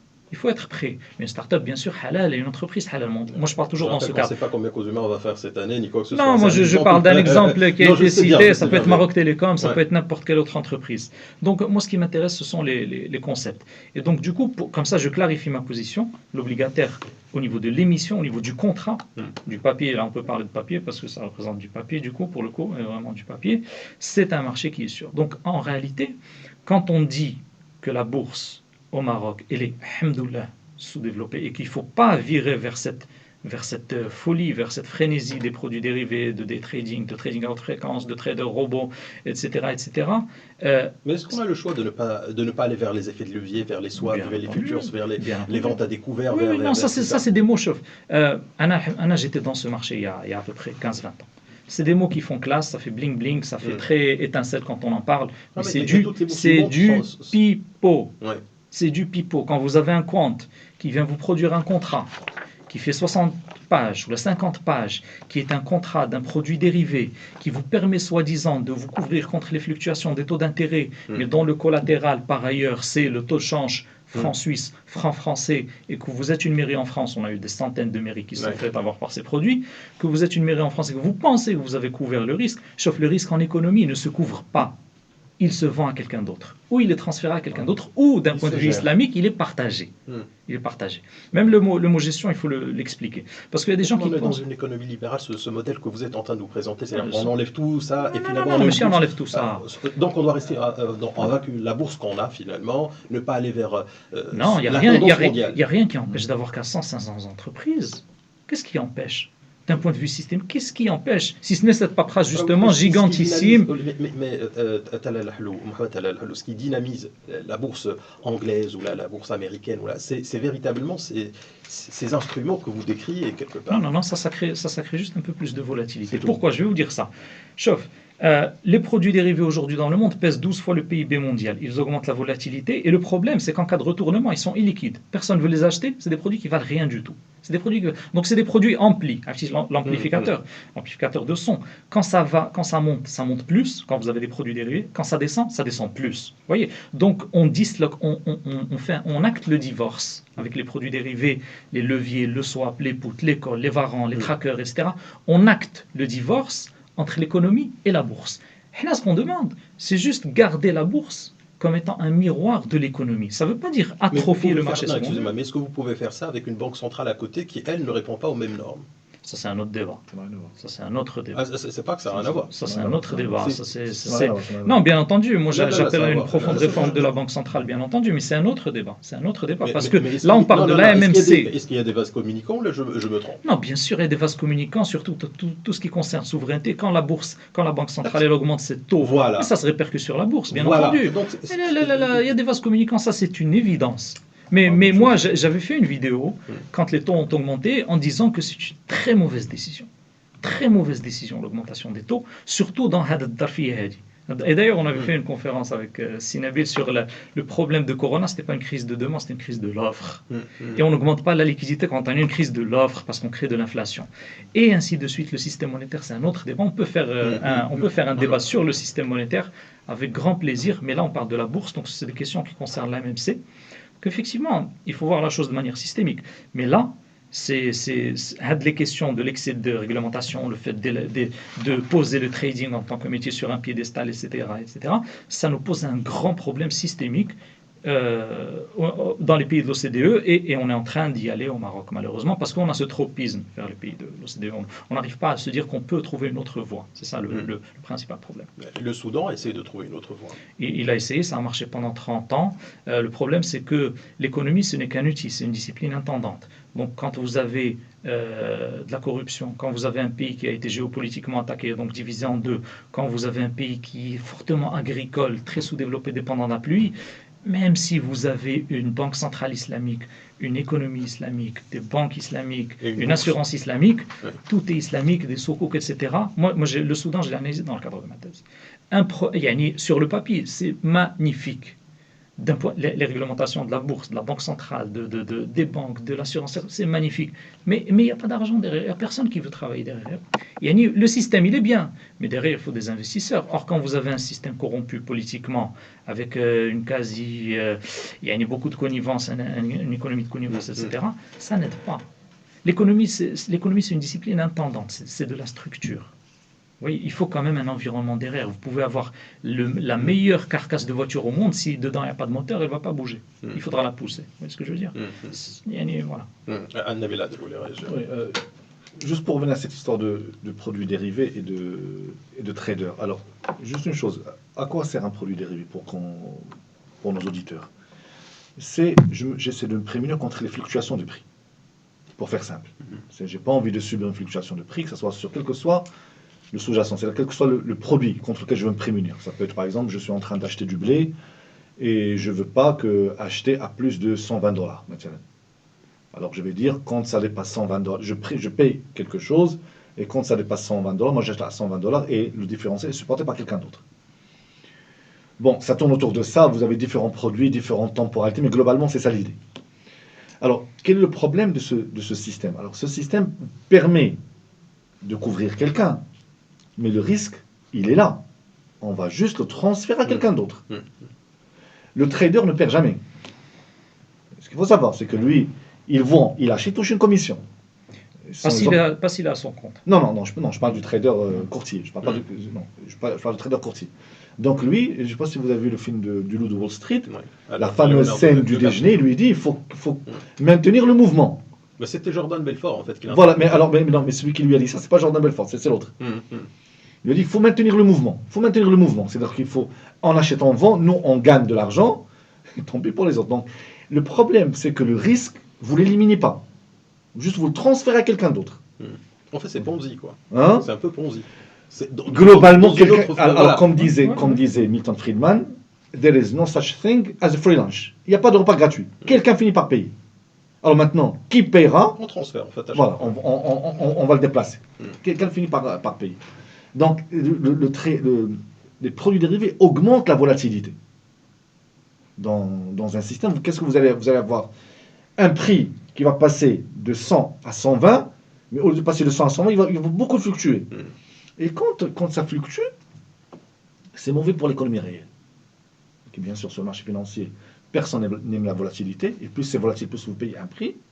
Et plus le risque. Mais ce qui est important, excusez-moi, c'est pas la volatilité qui devrait poser de problème. Je sais que je me trompe, mais je pose quand même la question. Ce qui doit intéresser un investisseur, c'est la tendance. C'est pas la volatilité. Justement, c'est l'inverse. C'est l'investisseur fondamental. Ça, c'est l'inverse.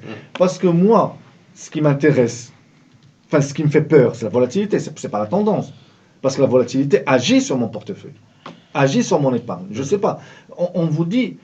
Forte volatilité, mais à la hausse. Non, justement, non. La volatilité ne veut pas dire à la hausse. Non, on ne ça veut pas peut dire à la être hausse. aussi à la Non, baisse. ça peut C'est être pour à ça la hausse qu'il ou à la faut- baisse. c'est pour ça qu'il C'est faut pour voir la ça qu'on tendance. parle c'est pour ça qu'on parle de volatilité. Il peut être à la hausse comme à la baisse. Or, aujourd'hui, quand on veut, vous prenez par exemple ce qui a fait exploser la crise de subprime, c'est que vous aviez des produits dérivés où vous aviez 180 pages de démonstration mathématique. Imaginez, vous vous trompez dans la 5e page et tout le reste va en l'air. Le problème, c'est quoi? C'est qu'on a pris ce risque, on l'a transformé en titre financier et on a commencé à le vendre, ce qu'on appelle le produit toxique. Donc, il partait de banque en banque. Et bien sûr, celui qui arrive en retard à la fête, c'est celui qui en profite le moins. C'est-à-dire ceux qui sont arrivés les derniers ont récupéré le produit toxique, mais par contre, ceux qui ont vendu ont touché leur commission. Et donc, puisque moi, je suis intéressé au flux et pas à la valeur, donc j'ai tendance à créer des flux. Et donc à créer de la volatilité avec. Puisque de toutes les manières, ce n'est pas moi qui vais payer le poids à la fin, c'est soit un épargnant, soit un investisseur. Moi, je suis qu'au milieu. Et c'est la raison pour laquelle c'est un modèle vers lequel il ne faut pas tendre. Ok, c'est un modèle vers lequel il ne faut pas tendre parce que c'est un modèle qui est mauvais pour l'économie. Maintenant, pour revenir à cette histoire de produits de dette, la dette comporte un risque pour l'investisseur. C'est le risque de ne pas se faire payer. Vous avez par exemple une banque qui prête à quelqu'un, il ne la paye pas. Vous voulez liquider, il n'y a rien à liquider. Non, mais si on vous a prêté, c'est que vous avez laissé déjà un gage. Ben, je vous assure que dans beaucoup de cas, il n'y a pas de gage. Et même le gage ne vaut plus rien. Ok. Et donc, vous perdez cet argent. Maintenant, qu'est-ce qui est moralement répréhensible? C'est que les éléments sur lesquels se base la fluctuation des taux, à la hausse comme à la baisse, ne sont pas des éléments réels, ce sont des éléments monétaires. Ce n'est pas l'économie réelle qui va conduire. Bah oui, c'est une décision de la Banque centrale, croyez-moi. C'est une décision de la Banque centrale. Augmenter le taux, le baisser, c'est une décision de la Banque centrale. Oui, mais ce n'est pas toujours le cas. C'est toujours le cas. Je ne vois pas quelqu'un qui augmente le taux directeur par la Banque centrale. Non, je ne parle pas de l'augmentation du taux directeur, je parle de la volatilité. Non, moi je parle de l'impact du taux directeur sur la courbe des taux et sur les rendements obligataires. Voilà, et sur les rendements obligataires. Donc ça, vous n'avez que des éléments monétaires, vous n'avez pas des éléments réels qui vont expliquer ça. Ok, donc vous restez toujours dans une sphère purement monétaire. C'est pour ça que tout à l'heure je vous ai dit, vous avez deux éléments. Vous avez ce qui relève de la MMC et ce qui relève de la Banque centrale. Okay. Aujourd'hui, quand on voit ce qui détermine les prix des actifs, on a vu tout ça tout à l'heure, vous avez deux éléments. Soit ce sont des éléments qui viennent de l'économie réelle. Okay. La croissance, une bonne année agricole, des touristes qui arrivent, de l'innovation et tout ça. Soit vous avez ce qu'on appelle les phénomènes auto-entretenus. C'est-à-dire que la valeur aujourd'hui va dépendre de la valeur d'hier. Ok. Et donc ça, on passe des phénomènes qui s'auto-alimentent. Et c'est ça la base de l'analyse chartiste, ou l'analyse graphique. C'est-à-dire que quand un trader ne va pas voir les fondamentaux de l'entreprise, ça ne l'intéresse pas.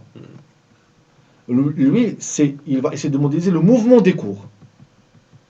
Il dit, si le cours est à temps aujourd'hui, il y a de fortes chances qu'il soit à temps. Bon, alors, je dis aujourd'hui parce que je suis de la vieille école. Il y a des gens qui traitent ça à la seconde. Okay, la nanoseconde. Voilà, donc, et donc ce sont des modèles mathématiques qui se détachent de la valeur de l'actif lui-même. C'est plus la valeur ajoutée créée, l'innovation, ça va alimenter une fois par trimestre au meilleur des cas. Mais entre les deux,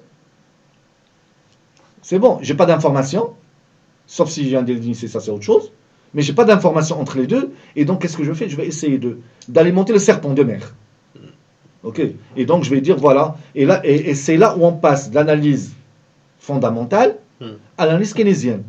Tout le monde va deviner est-ce qu'il y a des perspectives de croissance bonnes, et puis là on alimente la bulle spéculative. Et c'est toujours les derniers qui arrivent qui paient les pots cassés. La patate chaude. Voilà, on se refile la patate chaude, et puis comme pour les subprimes, on s'est rendu compte, quand ça s'est effondré, ce sont les derniers qui avaient les actifs qui ont payé pour toute la chaîne. C'est-à-dire les 1 million qu'on a viré chez eux, en fait. Hmm. Les 1 million de personnes Entre autres, oui. qu'on a viré de chez eux. Oui, entre autres. Ouais.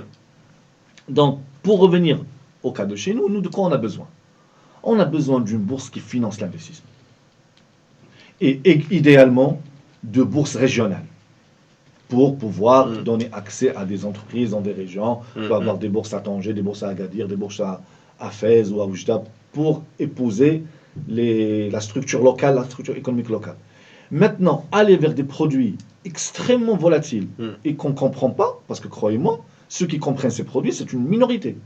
Et vous leur donnez un grand pouvoir sur l'économie. Entre parenthèses, les traders d'un même desk à Londres et à Chicago des ne opérations comprenaient pas le contradictoires. produit de leur voisin. Ils C'est comprenaient clair, pas parce que c'est lui qui a fait le modèle mathématique derrière. Voilà, donc, et attention, c'est un modèle mathématique, c'est pour ça dont qu'on... la complexité sert à cacher la réalité. Exactement, Comme c'est pour disait ça que Karl Warren Buffett disait, il ne faut pas investir dans des choses que vous ne comprenez pas. Il parlait de ça, il ne parle pas de Microsoft ou d'IBM, parce que là, c'est en vend des PC, c'est pas compliqué. Maintenant, quand on vous donne des produits que vous ne comprenez pas, vous avez deux réactions. Soit des gens qui vont dire non, moi je ne vais pas investir, soit des gens qui vont dire non, puisque c'est sophistiqué, c'est que ça doit être bon. Et attention, c'est pas des esprits sales qui sont tombés dans le piège. Vous avez quelqu'un d'aussi brillant que l'ancien patron de la Réserve fédérale américaine, comment il s'appelle déjà? Le légendaire. Il y a même Jérôme. Greenspan, voilà, merci beaucoup. Greenspan, qui est tombé dans le piège de la sophistication des produits financiers. Il disait il n'y a pas de risque d'erreur, ce sont ces modèles qui sont basés sur des modèles mathématiques très puissants. Et ça nous a donné la crise des subprimes. Donc, pour vous dire que... D'ailleurs, c'était un Français qui était derrière, hein. C'était un Français, le mathématicien derrière. Entre autres, ouais, mais il avait comparu devant le Sénat, mais enfin... En tout cas, ce que je veux dire, c'est que ce dont a besoin notre pays, d'abord d'émetteurs crédibles. C'est-à-dire, quand ils viennent vous solliciter à l'occasion de l'introduction en bourse, ils vous donnent beaucoup d'informations. Juste après, cette information est divisée par 10. Et je suis vraiment désolé, mais quand je compare les niveaux de communication financière, moi j'ai travaillé sur la profitabilité des banques dans la région MENA, je peux vous assurer que le rapport annuel chez nous fait honte. Par rapport à ce qu'on peut trouver, attention, je ne parle pas de New York, je parle de Oman, je parle du Koweït, je parle de la Jordanie, je parle de pays comme nous, au niveau du développement économique. Comparable. D'abord des émetteurs crédibles. Et deuxièmement, et je vais finir par là, une réglementation sévère. Est-ce que vous savez que nous avons une AMMC qui ne sanctionne presque jamais? Très peu. Alors que le gendarme américain, vous avez des gens qui sortent menottés de la salle de marché. C'est ça que vous... Non.